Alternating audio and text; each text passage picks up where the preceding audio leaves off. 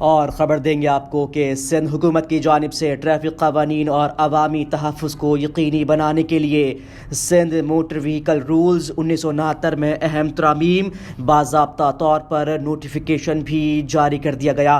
آپ کو بتا رہے ہیں کہ سندھ حکومت کی جانب سے ٹریفک قوانین اور عوامی تحفظ کو یقینی بنانے کے لیے سندھ موٹر وہیکل رولز میں اہم ترامیم کی گئی ہے۔ اسی حوالے سے تفصیلات لیں گے، ہمارے ساتھ موجود ہیں نمائندہ خصوصی پاک الرٹس علی حسین۔ جی علی، تفصیلات سے آگاہ کیجیے گا۔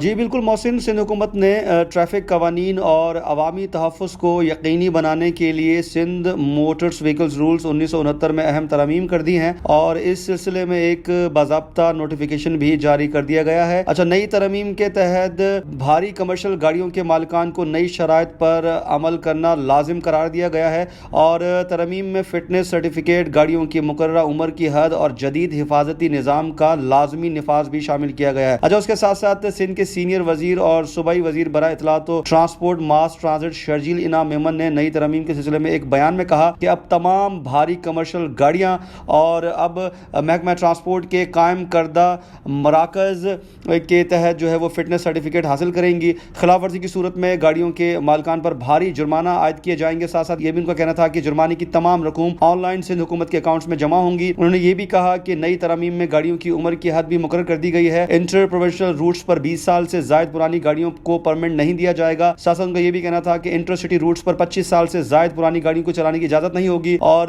شہروں کے اندر چلنے والی گاڑیوں کے لیے عمر کی حد وہ 35 سال مقرر کی گئی ہے۔ اس کے علاوہ صوبائی وزیر کا یہ بھی کہنا تھا کہ قانون 1 سال کے اندر نافذ العمل ہوگا اور اسی دوران تمام گاڑیوں کے روٹس وردی ٹیسٹ وہ لازمی ہوں گے۔ ساتھ ساتھ خلاف ورزی پر پہلے مرحلے میں معمولی جرمانہ، جبکہ دوسری بار 2 لاکھ روپے اور تیسری بار 3 لاکھ روپے تک کا جرمانہ وہ عائد کیا جائے گا۔ ساتھ ساتھ ان کا یہ بھی کہنا تھا کہ حکومت نے یہ بھی لازمی قرار دیا ہے کہ اب کسی بھی بھاری یا ہلکی کمرشل گاڑی کو بغیر ٹریکنگ اور حفاظتی نظام سے چلنے کی اجازت نہیں ہوگی۔ ہر گاڑی میں GPS ٹریکر ڈیوائس سامنے اور پیچھے رک کے ہائی ڈیفینیشن کیمرے اور ڈرائیور مانیٹرنگ کیمرہ اور 360 ڈگری کیمرے سسٹم لگانا لازمی ہوگا۔ سینئر وزیر شرجیل انعام میمن کے مطابق انڈر رن پروٹیکشن گارڈز بھی لازمی نصب کیے جائیں گے تاکہ حادثات کے دوران چھوٹی گاڑیاں یا موٹر سائیکلز گاڑی تلے آنے سے محفوظ رہ سکیں۔ یہ بھی تمام آلات مکمل طور پر فعال اور حالات میں ہونا ضروری ہے۔ ساتھ ساتھ ان کو یہ بھی کہنا تھا کہ ان کی تصدیق کیے بغیر گاڑی کی نہ ہی رجسٹریشن ہوگی اور نہ ہی سرٹیفکیٹ فٹنس سرٹیفکیٹ جاری ہوگا اور نہ ہی پرمٹ یا گاڑی کی ملکیت کی منتقلی